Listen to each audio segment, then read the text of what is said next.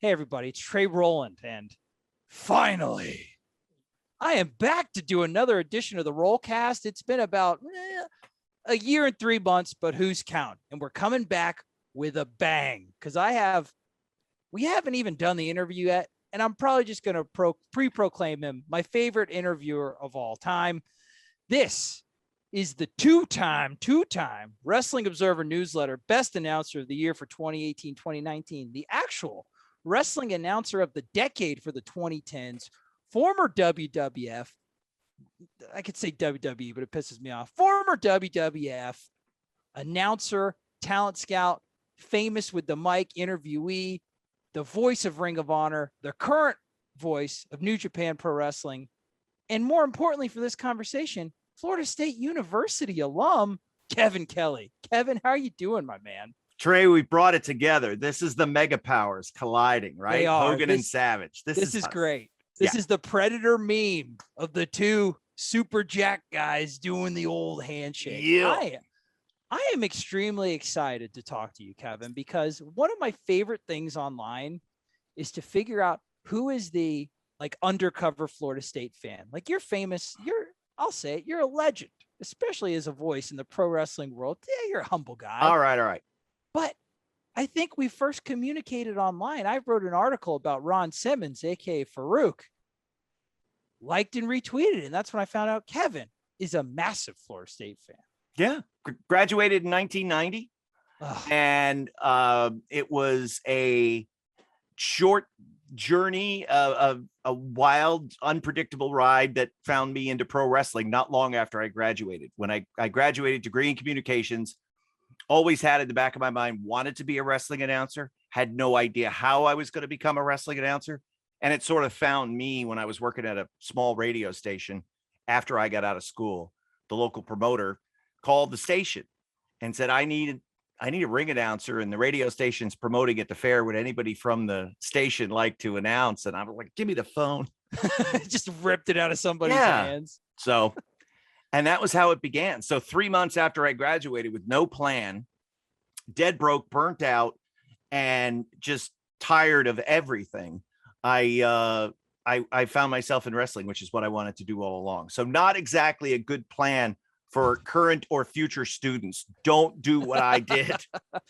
That's the more don't do as I say or what I did. Do nothing of that. Yeah. Well, Kevin, I mean, we're going to get to the pro wrestling stuff, because if anybody's listened to the Rowlcast before, unabashed wrestling fan, just disgustingly massive. It's the sport of kings. It's the sport for the cultured individual. But I want to get to the Florida State stuff first. You graduated in 1990, so you weren't there for the first national championship. But to be honest with you, you might have been there for the glory days, right? Right before the dynasty really started to kick into gear. How was that being a student at Florida State in the late 80s and early 90s? It was amazing and heartbreaking because we lived and died with Wide Right.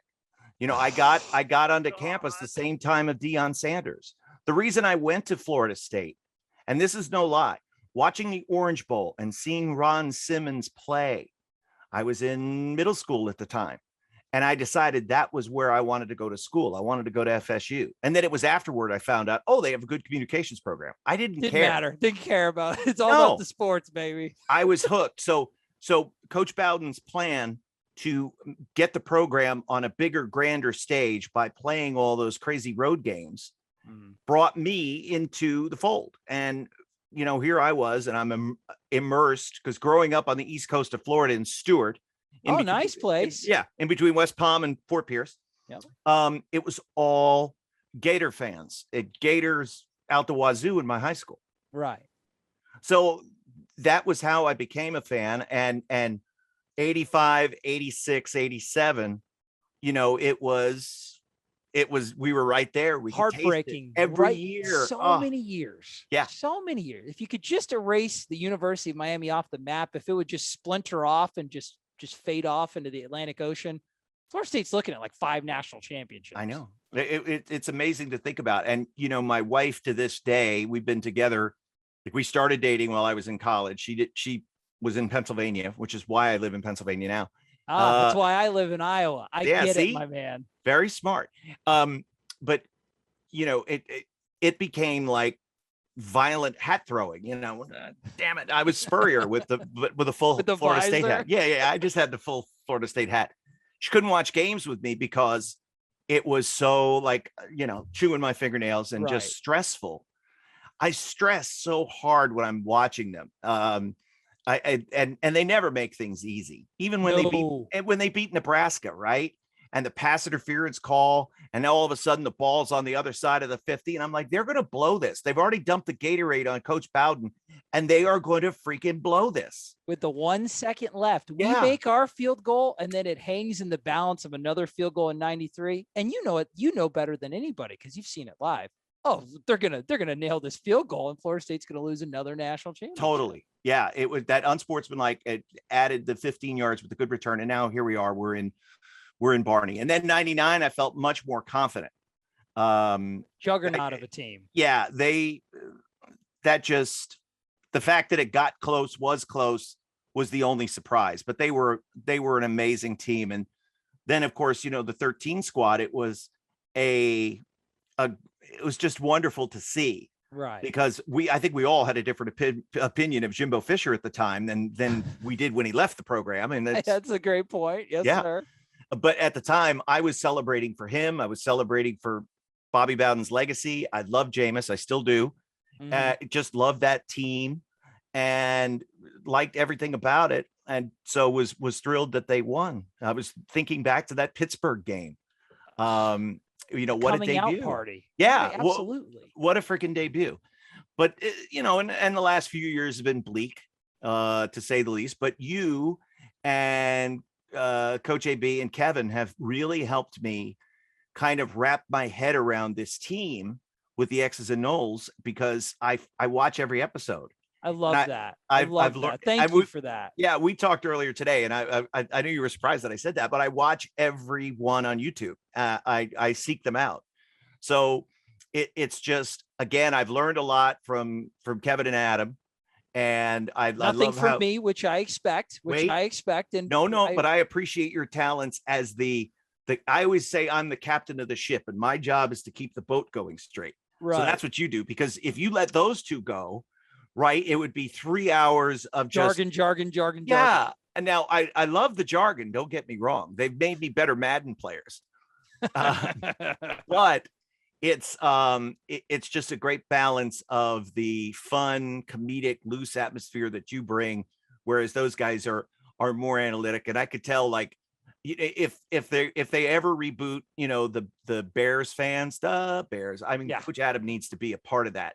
Oh, yeah. He looks like he could choke on a Polish sausage in the lining of his heart.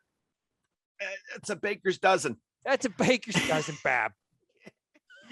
But I love the atmosphere and the way everything is surrounding it. And it's really helped me get ready for this season. I was so disappointed with Willie Taggart, but I was thrilled when Mike came on board. I just believe in what our coach is doing, and I believe the mission, and I believe he's going to get there.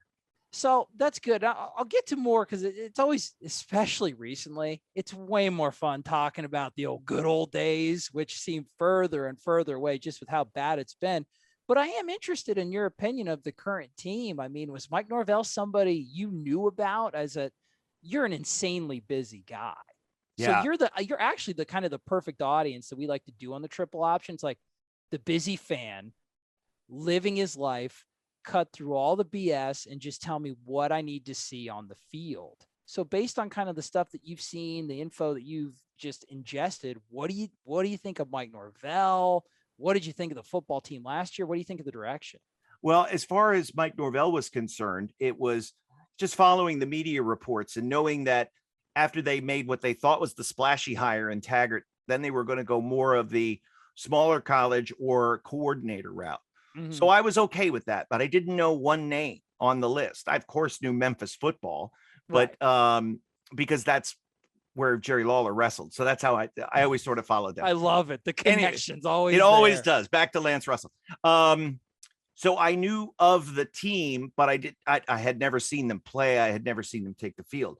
When he was hired, though, and I saw that presentation as he walked down Doak Campbell and the band is playing the war chant, I was just psyched. And then I heard his opening speech and I was like, okay, I'm in. Then the voice in the back of my head was saying, didn't Willie Taggart say some of the same stuff? I was like, shut up, voice in the back of my head. I'm moving on. We're moving on to Norvell. Yeah. Right. Last year was the ultimate asterisk season because we didn't know week to week whether or not we were going to play. I agree with that. So I agree with that. I don't look at it as a 3-win team. I don't think anybody could, well, that was only a 3-win team last year. Can you imagine what those players went through? Like they get a new coach and they don't know whether or not they're going to play and they have to wear masks and they're not sure day to day or week to week whether or not they're going to be suiting up. It just had to be. Football players are very regimented.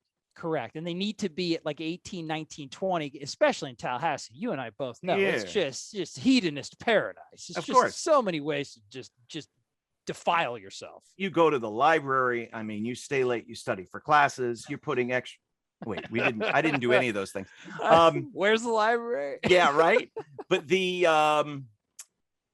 so I don't look at last year as anything other than just that was a big year of practice and figuring out where the needs were. And they went out aggressively in the transfer market. Again, I have no idea if Florida State got more transfers than anybody else, or if they were, it sure seemed like they brought in a lot of new players. And everybody seems to kind of come from a system that almost closely relates to what they want. Very fair. And you can specifically see, and I'm with you, Kevin, 2020 was largely just reps for the young guys. There was no spring. It was a new coach. The culture, as you could tell, was rotted by a lot of the guys that ended up leaving as soon as, like, a lot of the people packed it in right in the middle of the season. But you could specifically see the vision of what they want on the defensive side of the ball. You're talking like 8 to 9 new transfers, Jermaine Johnson, the defensive end from Georgia, Keir Thomas, the defensive end from South Carolina, Jamie Robinson, who's going to play a lot of that nickel safety. As you could tell, we just got burned, like set on fire in the slot last year from the tiny little like guys that look like me, like little tiny white dudes. Not great. Not great. Between that and Steven Dix Jr. getting burned on, tight end routes. But, when I watched, I was watching their strength and conditioning program, and he talked about putting on 40 pounds of muscle. I was like, what? The gains are stupid. And you've seen gains. You're working in pro wrestling. I know. It's ridiculous. And these guys are all natural. They have to take drug tests. Right. But that's a lot of hard work. So, okay, does it pay off in wins? We'll see. But the buy-in is there. I look at offensively, Mackenzie Milton to me is the most exciting and the most important. Nobody's saying it. You guys weren't saying it. He has to be the starter, right? He has to be the first quarterback on the field with Jordan Travis as the change of pace guy. To me, and you could tell, like now, as soon as Jordan Travis got introduced last year, it's almost akin to like when you have to play a Georgia Tech, when you catch a team off guard, and you saw at the beginning, and then of course Jordan Travis got banged up with how much he's running. We were a tough team to prepare for. However, when you start to get the beat on Florida State, when you overwhelm their offensive line with better players, when you can stop the run, we weren't a team that could challenge you vertically. Right. Now, Mackenzie Milton, he doesn't have the greatest arm, but he's got good touch, and he can throw a pretty good deep ball. He can push it aggressively. That just opens up all the space for everybody. So I'm actually of the opinion, I'm with you. If you got a Mackenzie Milton at 75%, 80%, I think he needs to be your starter with a healthy dose of Jordan Travis. Number one, because I think that gives you the best opportunity to win, in my opinion. But number two, Florida State, we're not there yet. And we've got a just hellacious schedule. If they've got to prepare for 2 quarterbacks, make prepping for Florida State as hard as we can. Take the focus off our linebackers who are hot shit and like but not in a good way, like bad hot shit. And put the focus on, I've got to prepare for almost 2 different offenses. So I'm with you 100%. So are you feeling, do you have like win predictions in mind? What would be a successful season for you, Kevin Kelly? Tough questions here. Yeah, it is. And because it's a week to week thing. Football's always week to week for me. And I almost look at the end like, okay, they wound up good. If they get really banged up, they don't have the depth. But I mean, if they win 7 games, I'm happy.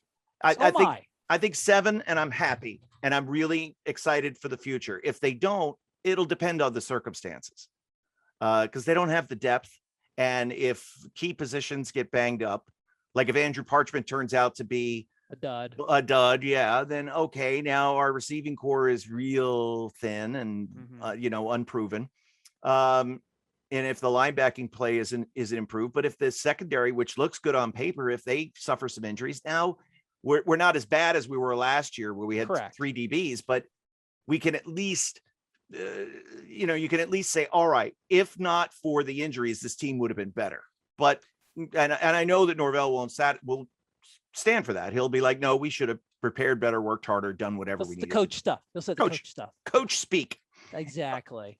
I went back and I watched 2017 season highlights of Mackenzie Milton on YouTube. Those are fun. Those are very fun. I'm on this weird sleep schedule right now where it's like 5 o'clock in the morning and I'm going to bed, which is really unlike me, but they ran a very similar offense to what Florida State runs. It seemed to me, right, with the vertical passes and the zone reads and a lot of scooching around from Milton to find gaps, to find openings, to sidearm, to this, to dink, to dunk. But I think they had better receivers than we do, right?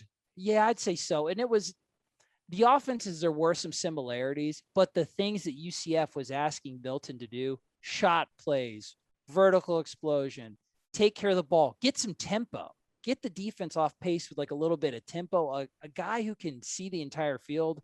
We really haven't had a quarterback that could attack like the middle of the defense, like just in that second level in many, many years.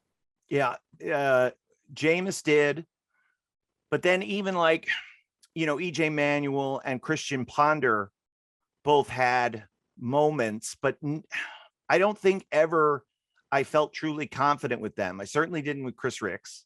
It's Chris, man. Well, talk about a roller coaster of a guy to watch. Yeah, I mean, he has that one touchdown in Gainesville, right? PK Sam, the highlight every time. And I was actually there live as a 10-year-old, getting cussed out in the swamp. Just fantastic stuff. Tremendous. Yeah, but like you said, it's been a while, so it remains to be seen. I enjoy your level of nuance, though. There's a lot of people that they're stuck on the win number, and I get it. We're a storied program. We're punt rooskies. We're national championships. We're wire to wire. 14 years in the top 5. Unheard of, won't be broken. So scrounging for 6 wins, it hits people in the mouth the wrong way. But guys, this is a year you got to evaluate the quality of play and the results. Don't just focus on the results, or you'll suffocate yourself with a plastic bag in agony. It's a recipe for failure. It's almost like if you were back in the territory days, right? You're looking at the way the business was in a particular territory. Yep. But they're bringing you in, and you get there your first night and there's half a house and you're like, oh my God, yes, it's on you to bring this back to where we were. Sell the tickets, brother. That's it. So you go, oh my God, business is on its ass. Well, that's why you got the job. That's the reason why they brought Mike Norvell in, because business was on its ass. And that's the reason why he and Coach Atkins and Odell and Dugans and every coach on the recruiting side is going out and preaching the story of, and you guys hit it perfectly the other night. We need you. You come to this program. Absolutely. Yes. Do you want to be LaMarcus Joyner? Do you want to be Timmy Jernigan? You have to have some guys that will take that leap of faith. And there's a kid coming in. I don't know are you pretty familiar with Travis Hunter? What do you have? Like 13? He's defense, but he had like 13 catches and 200 some odd yards. Yeah. He's the best. He's the best offensive player and the best defensive player in the entire country. He's going to play and do whatever, but that's a cornerstone. That's a guy who's going to put the asses in the seats. Yeah, I know. And we've been there with, Derwin James was certainly that, and even before that, Myron Roll. I mean, we were all excited about Myron Roll, who turned out to be a better doctor than a football player, but so be it. But he's a great doctor. So it's almost like we'll give you some slack there because you are a neurosurgeon. Yes, he is. He was so on the gridiron, but he is the absolute best with the scalpel in his hand. Absolutely. Just Grey's Anatomy for days. Let me ask you this. If you had, so beyond this, Kevin, of course, loves Tate Rodemaker. Yes, I'm a nerd for the X's and O's. Who sees more time this year? Do we want to even see Chubba and Tate play? Does that mean that Mackenzie Milton and Jordan Travis, A, didn't get it done, or B, are hurt? And if so, who do you think would see more playing time, Chubba or Tate? To me, the only way I'd want to see him play is in blowouts. So not going to be too many of them. Walt Bell, we're coming for that ass. See you, UMass. That's going to be a tough one for you. Yeah. If you see them play, it will be because of injury. And if you do see them play, I'm of the opinion, sorry, Kev, you're a wonderful human being. It's Chubba Purdy. Yeah. Chubba Purdy is more physically ready. Tate Rodemaker was the QB2 of that class. He was the developmental project. He's got some surprising athleticism. It's just when you're a team where you're really playing at the margins right now, like Florida State, you got to have somebody who takes care of the ball. Both of them don't do it that well, but Chubba's slightly better, in my opinion. Yeah, and I remember, I think it was a Coach Bowden quote that talked about freshmen having to play. And the more freshmen, if you have to play a freshman, your team is going to, I forget what the number was. He said it was like a loss for every freshman, or somebody said some Bowdenism, something great. It was a Bowdenism. And how many true freshmen did we suit up last year?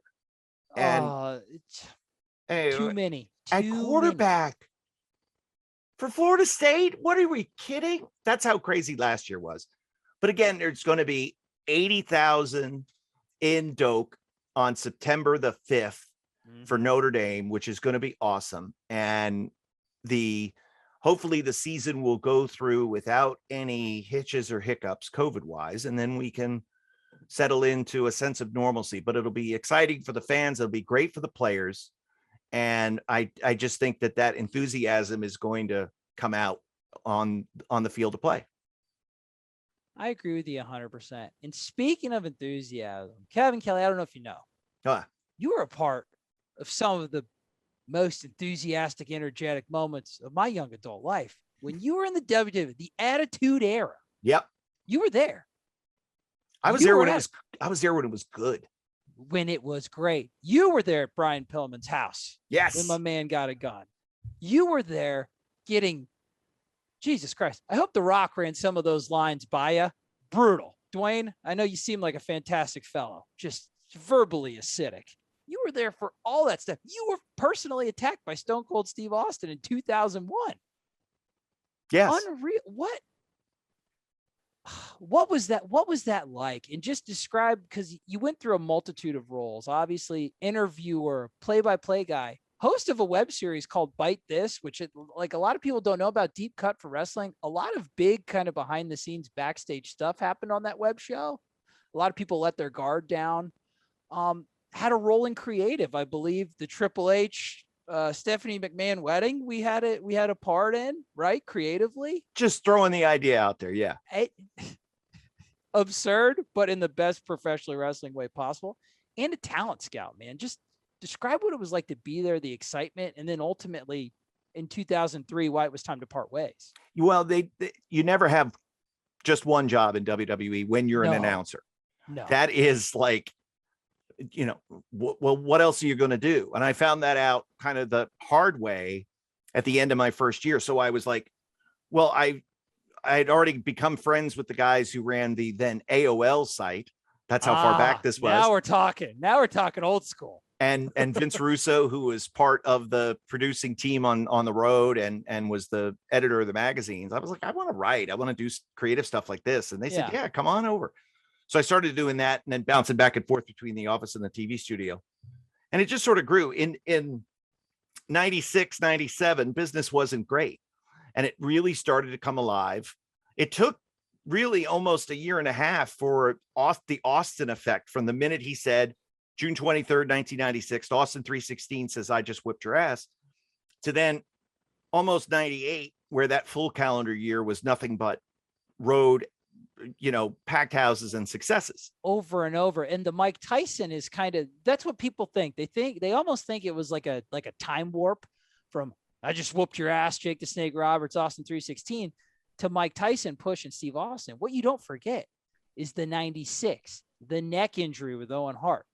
And to be honest with you, dude, 97 might be one of is the underrated gem of the WWF. Mick Foley's debuting feud with The Undertaker. Bret Hart as a heel is just the Canadian faction. Yeah. Just great years, but it's a long time for that momentum to build. And you got to see the climb. Did you think while you were there could you feel the phenomenon building, or were you just as taken aback that this guy is arguably the most popular professional wrestler ever? Well, we also had, as fate would have it, Rocky Maivia debuts in November of 96. High hopes pinned on him. Then he hurts his knee and he goes away. And while he's away, he's like, this is what I'm doing. Ain't working. I want to come back and do the rock thing, speaking to third person. So he comes back and it adds a whole other dimension. We were getting emails all the time that would say, hey, congratulations to the live events team. We just had a gross house in Pittsburgh of $150,000. Congratulations. Yeah. And everybody's kind of high-fiving and whooping it up. And I'm thinking in the back of my mind, let's not celebrate. Right. That's what, 6,000 tickets in an 11,000 seat building. There's room to grow. So don't get happy and complacent with half a house. Sure. Let's see where this can go. Now, when we're talking $400,000 or $500,000 houses, they did a $450,000 house on like December 30th in Memphis, Tennessee, the day before New Year's Eve, with I think Jerry Lawler. And it was a tag main event. Jerry Lawler was a part of it, so of course that helped. But like D'Lo Brown was in that match, I think, as well. Some of the stars weren't there, but it was star packed enough to where it. But $450,000, a sellout, out of control. So we knew, I could feel, and the old saying was, the territory is fixing to pop. We knew it was. And it was just, okay, how can we manage this so that you elongate the rise up? Because if you hotshot it too much, it's going to collapse and business is going to go down lower than it was before. Correct. So that was the push and the pull with Vince Russo and Jim Cornette and that wrestling side. And I was on Cornette's side. I worked with Russo, but I was on the Cornette side because I knew the wrestling business and its history. Right. But to Russo's credit, he wanted to turn wrestling on its ear, which is what Vince challenged everybody to do when the ratings were in the toilet in February of 97. And he called a meeting, and Vince Russo happened to have a Raw magazine in his bag and said, here, this is what we need to be doing. We need to be shooting with the people. Right.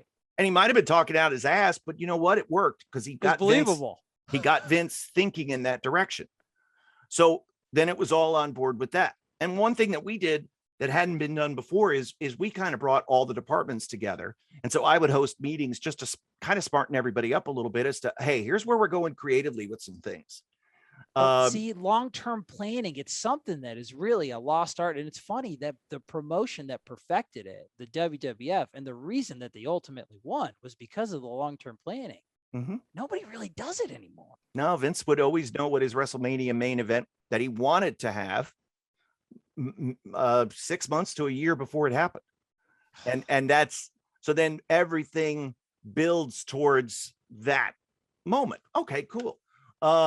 As the company got bigger, as it went public, as it had more success, it was almost burdened by that success. And they started hiring like layers of vice presidentia, not necessarily boots on the ground, people who had wrestling experience, but this guy came from this firm and this company and this, entertainment this writer division. From General Hospital and Days of Our Lives. Yeah, that was after I left, because it was a small writing team at first.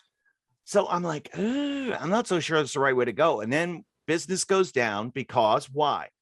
Steve turned heel and The Rock went to Hollywood to make movies. Chasm of talent. That was 2001, right after WrestleMania 17. Yep. And I got let go in March of 2003. So the same amount of time from where the genesis happened, June 23rd, 96, to where we were seeing its soon to be peak, but where we could really say business is back. That same amount of time, it took about half of that time for it to fall off the cliff after those two stars left. And they had been going department by department by department, cutting. Yeah. Not layers of vice presidentia. Oh, no. But No, rather just the guys who actually know what they're talking about. Like my the guy, workers. Kevin Kelly. Yeah. And when I, they had tried to fire me like a year or so before that. I was in like, talk yourself out of it. How'd that go? Yeah, I did. I love it. I went in and I said, you don't understand all that I do. And I started going about my work in talent relations, plus hosting Bite This, plus doing this stuff with television, plus. You guys are crazy. You're going to have to hire 5 people to do what I do. And they thought about it and said, okay, we'll keep you. And then, hey, another year of paychecks. We'll got another year, but longer than the XFL lasted. True. Because I wanted to. Oh, the XFL. Bad move, Kevin. Here's what I do. Somebody, Vince or somebody said, does anybody have any questions about the XFL? And I raised my hand and I said, are you worried about you worried about the people being stretched too thin? Because the same folks that are doing production for the XFL are also working on Raw and SmackDown. What a wonderful and well thought out question that I'm sure was received positively. Talk about a self-inflicted wound. Seppuku, just stab right in the gut, brother. It was bad. So everything that was so great, quickly turned downward. And when I left, I never really looked back. I didn't know what I was going to do outside of wrestling. It wasn't the 3 months that from post Florida State finding my way into the wrestling business. I was kind of like out of the wrestling business for a good long while, working a little bit here and there. But then when Jim Cornette left TNA and went to Ring of Honor, that's when I sent him an email and he said, yeah, I definitely could use you. And so then I started working for them in 2009. And then through that became the relationship with New Japan Pro Wrestling. And then when they expanded having English commentary on New Japan World, that's when I started doing that.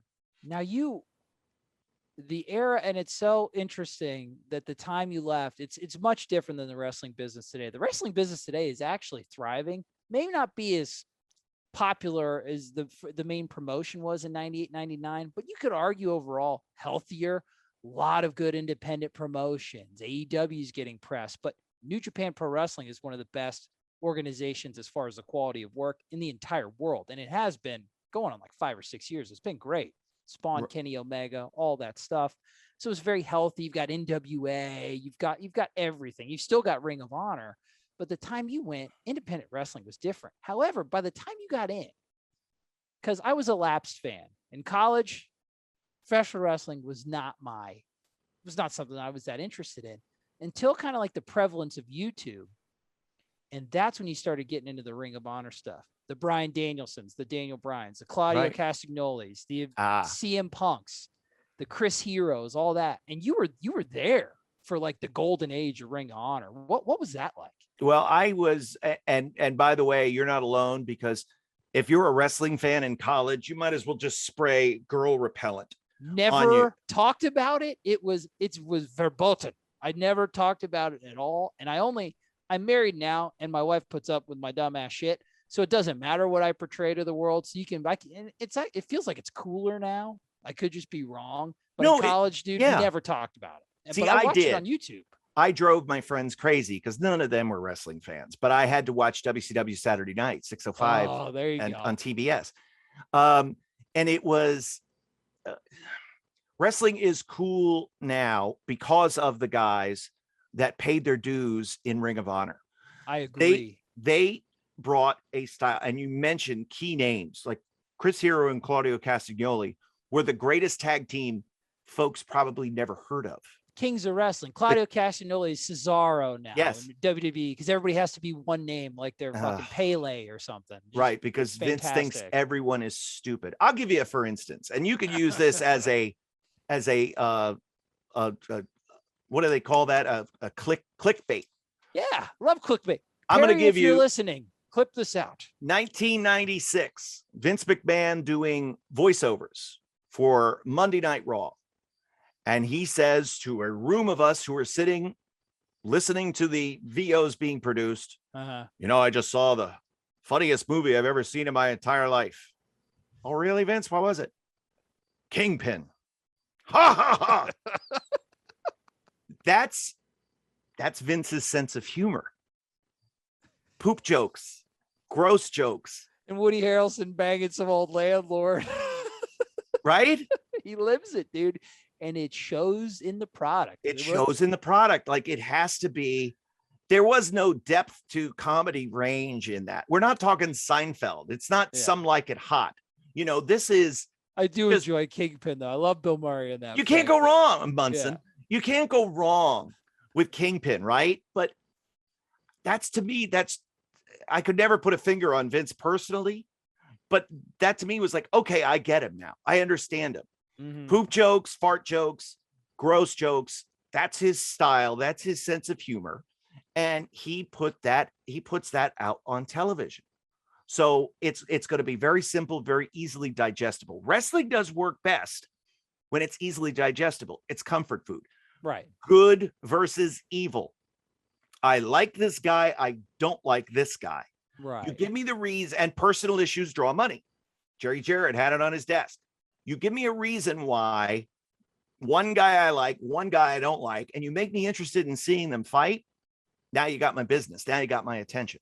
I agree. And it's funny. It's, and this is something that you and I could talk with for hours. I'm not going to. I almost feel like the Attitude Era did so well because they played in the gray area because it never been done before. But the business of professional wrestling kind of painted itself in a box because now the heel's cool.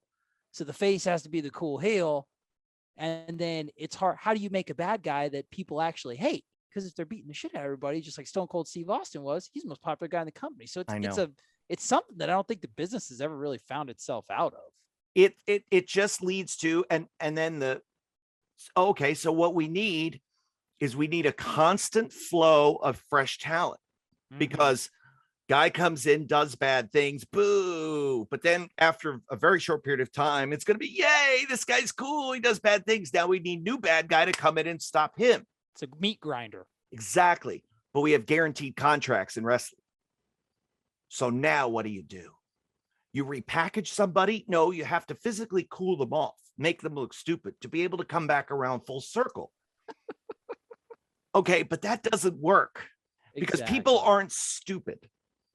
No. And if you treat the audience like they're stupid, no matter how simple and digestible you make it, they're going to barf on the whole meal. That's so true. So it's a damned if you do, damned if you don't moment, because what do? You got cool heels now. Everybody likes it. They want to sell their t-shirts. The company wants to sell t-shirts because they make money from it. Okay, but we don't have the churn. Oh, that's all right, pal. Don't worry about it. We'll figure it out. It'll be all right. We'll figure it out. Get in the ring, pal. So I do see both sides.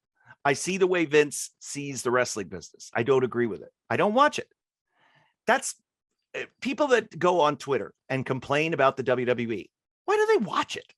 I never understood that. Switch it off, man. There's so much. It's like Clockwork Orange. They're not peeling your eyelids back, man. There's so much you can do, and so much other great wrestling out there. You're going to find something you like. Pick a letter in the alphabet. You're going to find a 3-letter promotion that's going to speak to you, whether it's AAW in Chicago, which is really kick-ass, all the way down to, let me think, Warrior Wrestling in Chicago. They do some really cool things. GCW, the home of the hardcore king, Nick Gage. It's crazy, right? That thing is a mind blower. Find what you want. Just Google search and start going. And get lost down a rabbit hole, and you'll meet different people.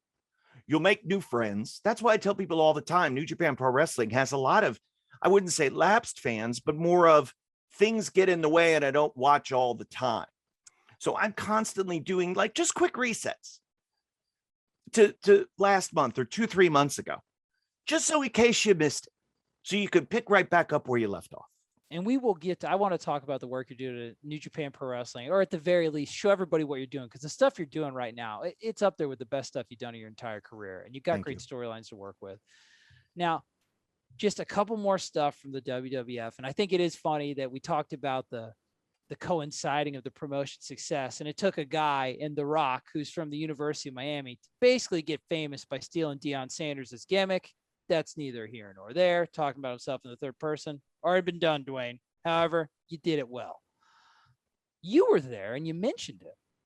Ron Simmons, Farouk in the WWF. You're the reason you went to Florida State University. You were there during his peak in the WWF. Got any good Ron Simmons stories? What was it like just chopping it up with a Florida State legend? And are there any other secret Florida State fans besides you and Ron that were on the roster at the time? At the time, no, we were the only ones. I was before Michelle McCool, you go. Is another grad. Ron and I always got along great because as soon as I met him, I said, hey, I was on the field covering the game for Seminole Uprising when they retired your jersey. And that's it. You're good for life. Yeah. And so it was every time he saw me, hello, fellow alumnus. And damn, we always got along great. The most drunk I have ever been in my whole life was with him, Godfather, Bradshaw, and Teddy Long at a hotel in Los Angeles because it was somebody's birthday. I can't remember which of the four it was. And you'll never remember. It was Jack Daniels all night. And it wasn't just me with those guys. It was a whole bunch of people coming in and out, but I was sort of locked into the chair.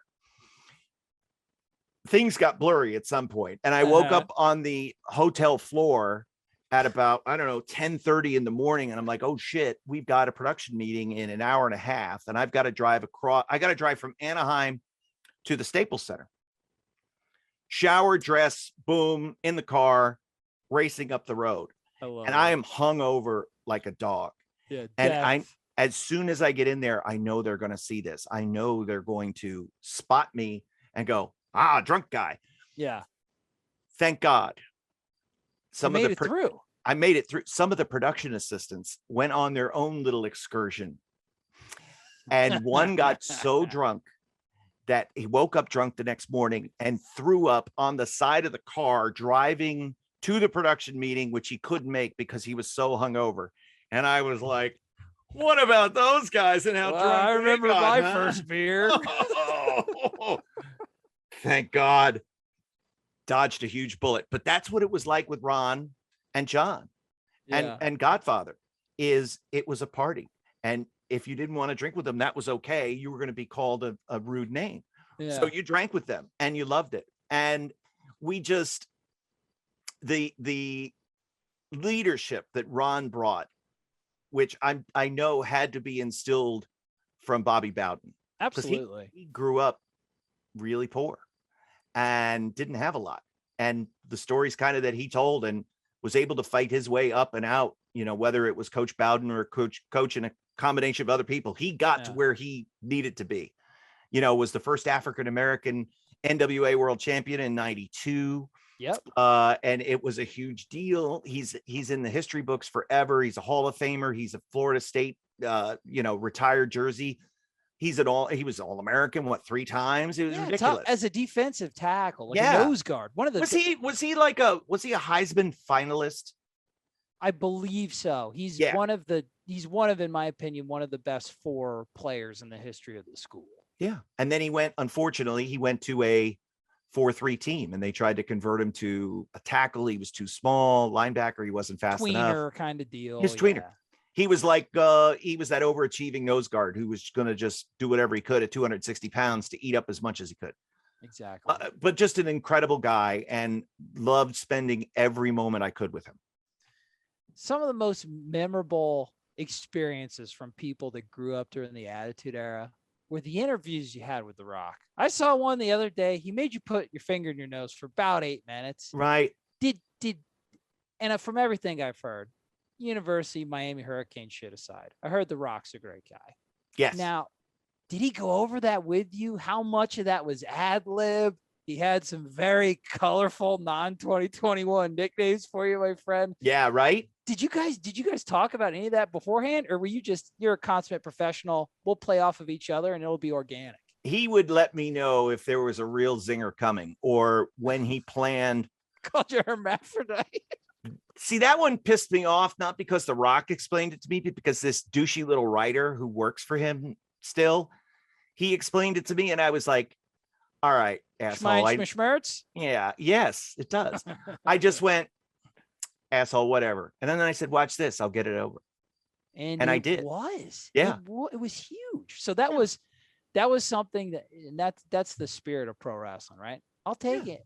And I'll sell tickets with it. Well, right. And I'll be the guy who's holding the stick for the second or first most popular guy in the company. Easiest job in the world. Now. Just shape his face with the microphone as he moves. Get the profile. That's it. That's all I had to do.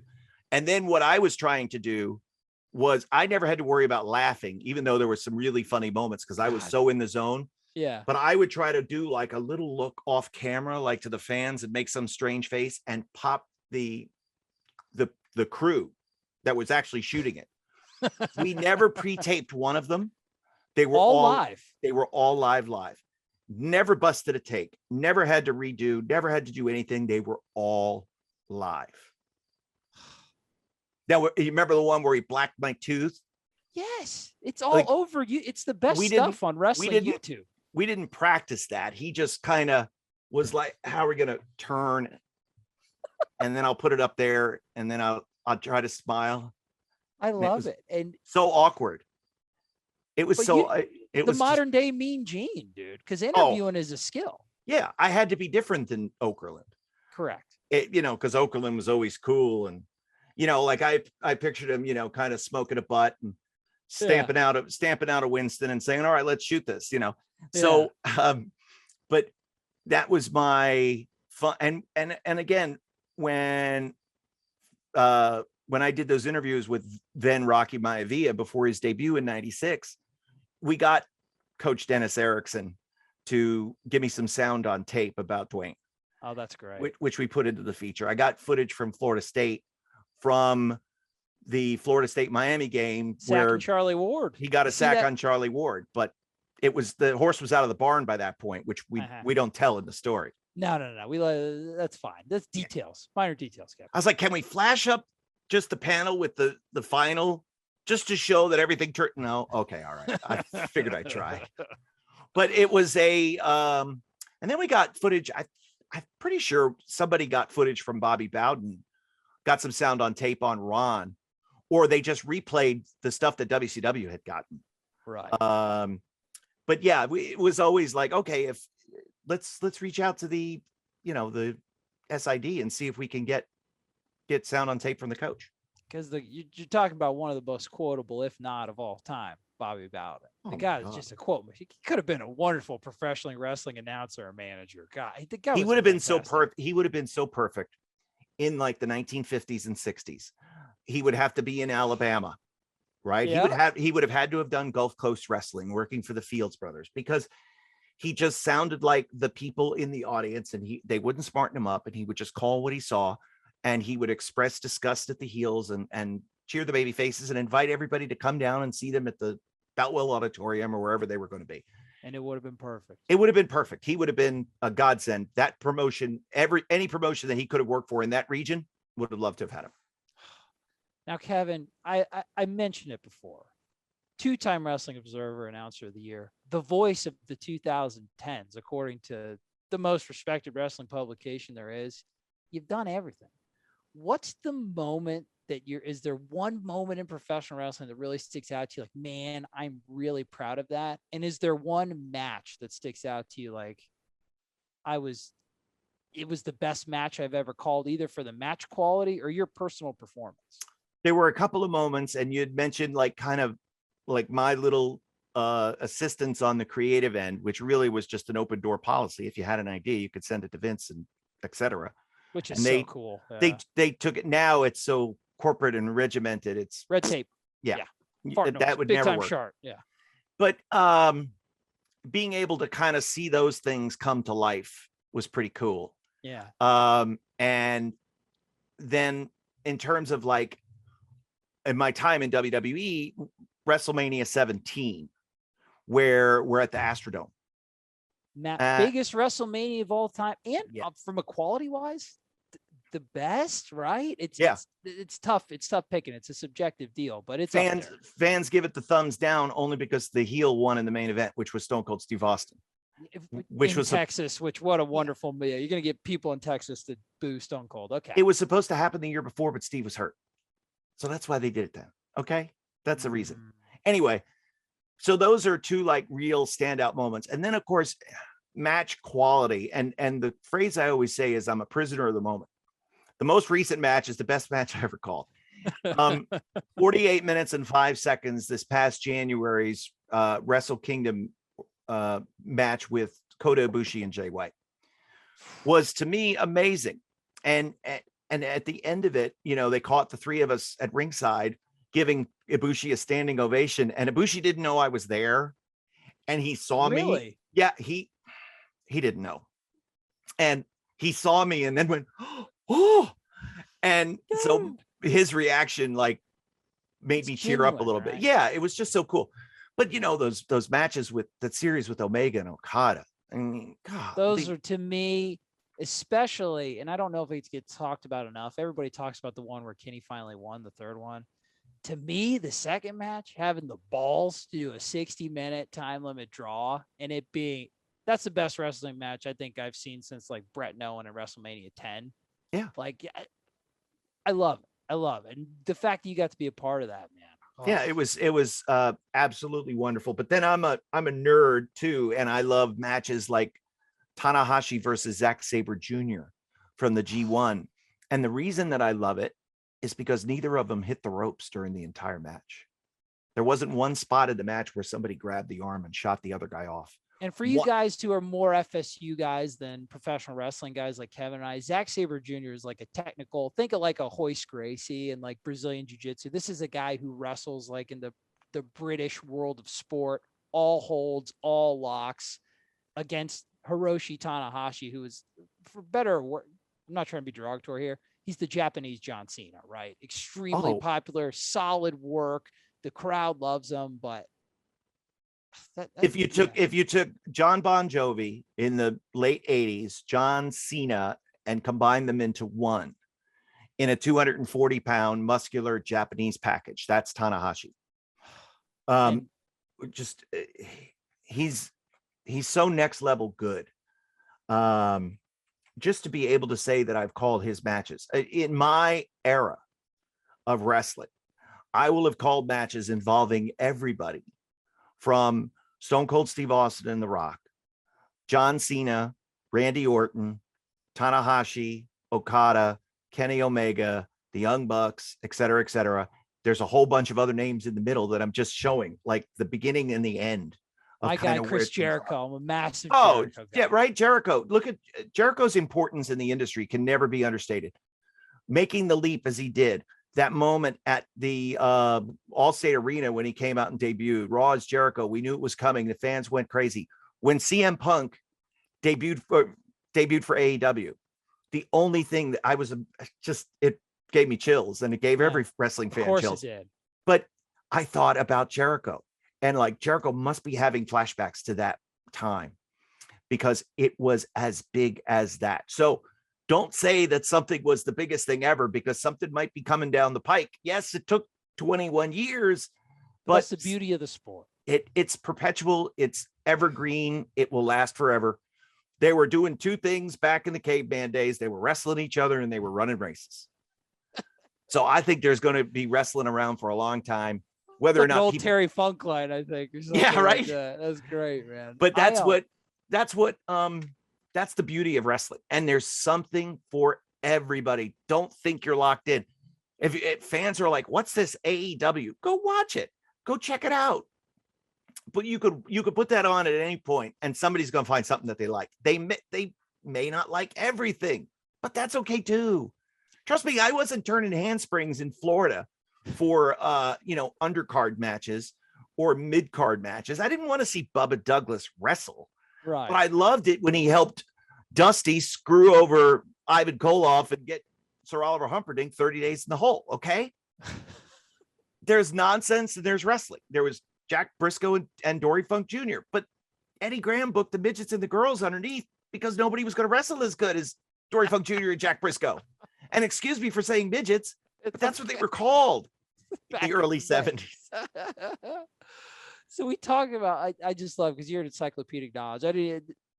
I figured this is actually going to be the first of a couple of conversations that we have. I've enjoyed it greatly. So I appreciate your time, first off. Now, we talked about some great moments that you've been a part of in the professional wrestling space. You're a play-by-play guy. Yeah. You're watching Florida State. You're watching the great Gene Deckerhoff. Are there any moments in Florida State history that reach out to you and be like, man, I wish I could have called that? Any plays in particular? Opening play of scrimmage, Florida State, Doak Campbell Stadium, 1989, Casey Weldon to Lawrence Dawsey, touchdown. That's great. You were there for that one, I imagine, right? Oh yeah. Yeah. That's the reason why it took me 5.5 years to graduate, because I had to, you were holding on for the championship. I wanted to stick around for the last football season to do Seminole Uprising. Then I ribbed myself because I changed minors and I had to take 18 credits my last semester to graduate, because I couldn't extend beyond that. I couldn't do it anymore. I was like, I've got to finish next term, because I was working at Little Caesars. I was managing smelling like imitation pepperoni all the time. Oh, it was gross. I was drinking beers. I was partying, and I was taking a full boat of classes and doing Seminole Uprising and keeping up with wrestling. So I was fried. So I had to get out of there, but I was able to emerge from that. So that's one play that stands out, but there's definitely some iconic moments in Florida State history. Now, Kevin, if you'll indulge me. Okay.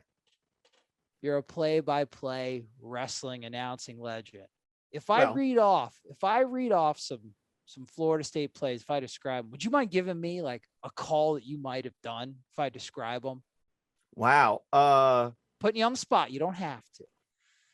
I'll try. It'll probably sound like a Gene Deckerhoff impression. Well, that'll be fine, because I can't do one. Okay.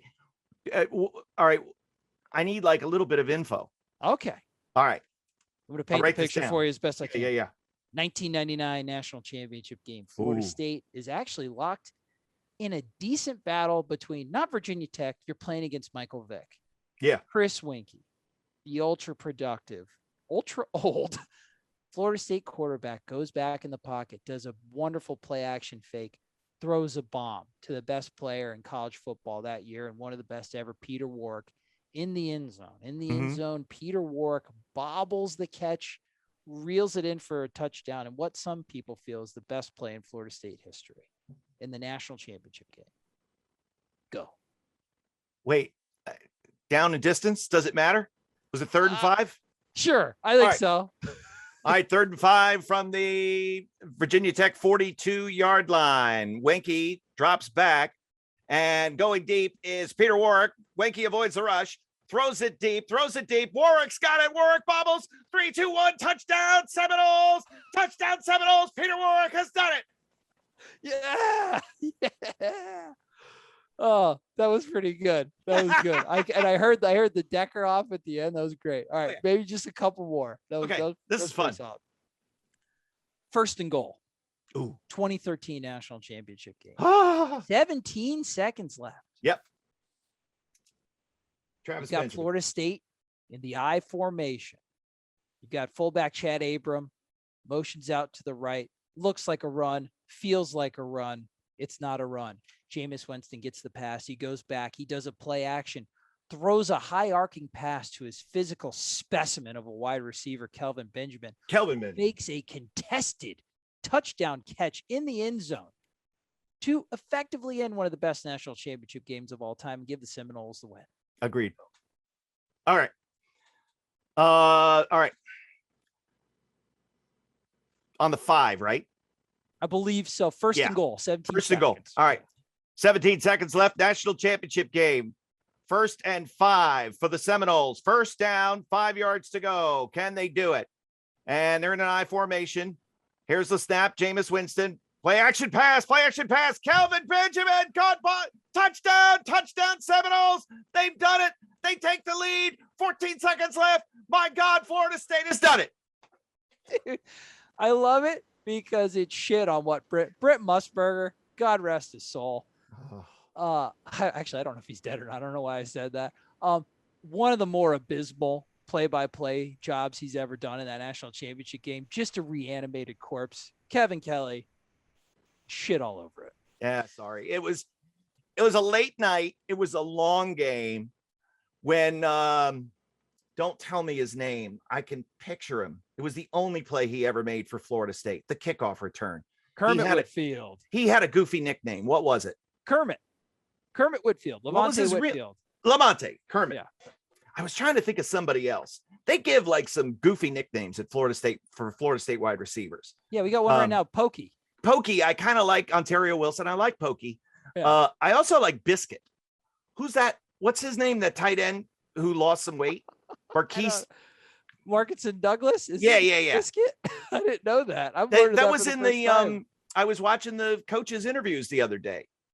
And they called him Biscuit. Kenny Dillingham said, who, Biscuit? Oh, yeah, he's doing great. Great guy. He's fantastic. But it was a late night. Yeah, Kermit Whitfield made the one play that he ever made at Florida State. The one guy, who was the dude who pulled his hammy for Auburn? Oh, God. Like, how bad he must have felt. Right. So they got out of position. The one dude pulls his hammy and bursts the sidelines up the field, and there you go. But who was I was trying to think of his name before we did this interview. Number 9 for Florida State, Carlos Williams. How about that one run? Because they had moved him from safety, correct, to the backfield. Mm-hmm. And like one of the first touches he got earlier in the season. It was like the first drive of the second half, and Florida State hadn't done so great in the first half. And he took the ball, and they had started to put some things together, and it may have been the first play of the fourth quarter, and he took the ball around the right side on a handoff and streaked to the end zone. I've never seen anybody run so hard and so fast in that moment. Great straight line speed, and you saw it that next year against Clemson to win that game in overtime. What a difference maker he was. Yeah. And then he got too many concussions as a pro, and that was it. Yeah, a lot of promise there. Now, Kevin, I'm going to do the last one. This is one of my personal favorite plays. Okay. Greg Jones, my personal favorite player, running back, early 2000s. Oh, yeah. I think you've seen the play that I'm referencing. Okay. Takes the handoff, runs down the field against North Carolina. Who does he meet? All-American defensive back Dexter Reed. What does my friend Greg Jones do? He charges up his Hadouken fist and punches through Dexter Reed's sternum, sending him at least 4 feet in the air. Would have gone further, except he hit the back of another player and his helmet shot off from a stiff arm. Mm-hmm. We'll say, I don't know what the down and distance is. We'll say it was 2nd and 8 from the Florida State 39. Okay. All right. 2nd and 8, Florida State 39. Important that they make some yardage here. You'd love to have 3rd and short. There's the handoff. Greg Jones takes the ball around the left-hand side. Greg Jones breaks free. There's Dexter Reed. Oh, my God. He's just reached into Dexter Reed's chest, pulled out his still beating heart, shows it to him. What a play. What a play by Greg Jones. First down, Florida State. Kalima. He pulled the Temple of Doom and showed him his heart. Kevin, I think that's as great of a moment as we can to end this interview. I enjoyed myself thoroughly. This was great. I hope I didn't take up too much of your time. Kevin, we'll be speaking, especially during the season. Yes. Now, tell the people where they can see your work, the great stuff you're doing for New Japan Pro Wrestling. Where can the people find you? Well, if you want to send me a quick note professing your thoughts and predictions on the upcoming Florida State season, or, recipes, anything, on Twitter at Real Kevin Kelly. Great follow. Wonderful gentleman. Then for wrestling fans, again, if you're looking for that alternative, you want to get something new, New Japan Pro Wrestling, and it's all streamed. So you can see every single event live on streaming video right through your computer or on your smartphone at njpwworld.com. There is both Japanese commentary and English commentary. I do the English commentary because my Japanese isn't so good. And we're getting ready for 2 stadium events on September 4th and 5th. Come on. There won't be a lot of people in there because of COVID restrictions. They're not as far along as America is. But they're still going to be exciting. They're going to be in a dome, Wrestle Grand Slam. And then on September 18th, I am going to be in Japan calling the entire G1 Climax tournament live with English commentary. Every single event starts on September 18th, ends on October 21st. We start in Osaka. We finish in Tokyo. We'll take on most of the country. And every event is going to be live with English commentary on njpwworld.com. The best wrestling tournament there is, and it's not even close. Check it out. My personal favorite in the entire promotion is Minoru Suzuki. Is he in the G1? Not this year, but Minoru Suzuki is going to be in the United States while the G1 Climax tournament is going on. Not only is he going to be competing on New Japan Strong tapings in Texas and Philadelphia, September 25th and 26th, Garland, Texas, and then I think the 17th, 18th of October in Philly at the 2300 Arena. He's also going to be making appearances for GCW, for PWX in the Charlotte area.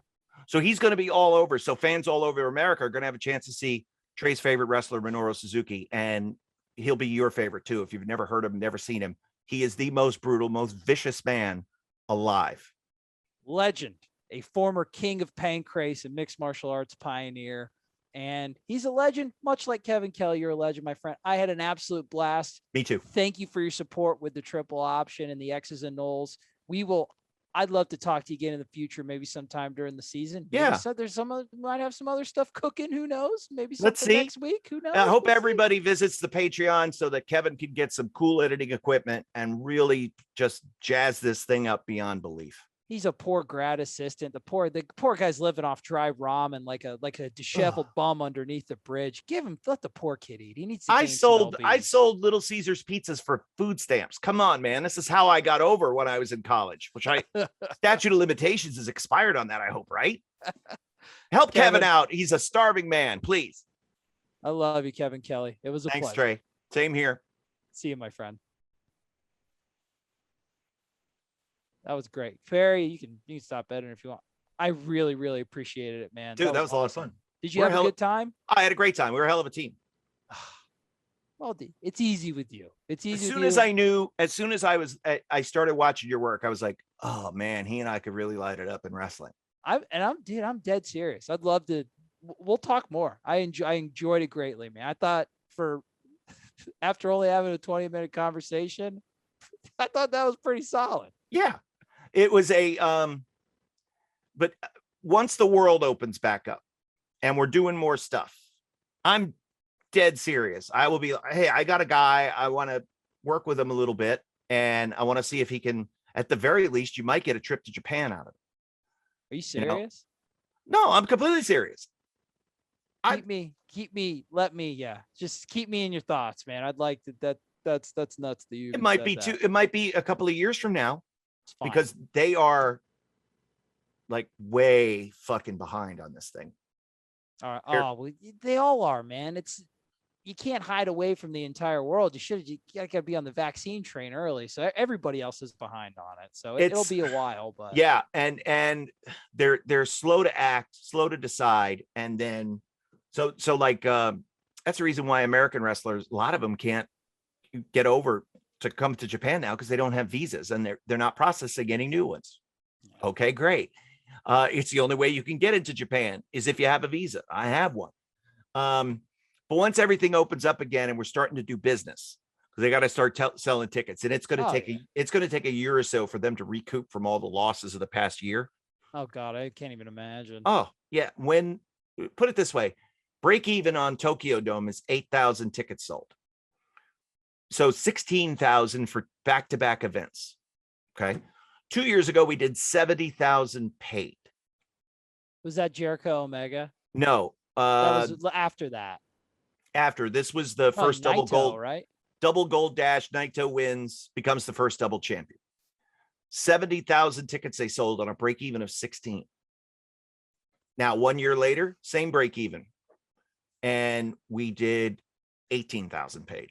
Oh dear God. So that's a huge hit in the margin. Yeah, we're over break even.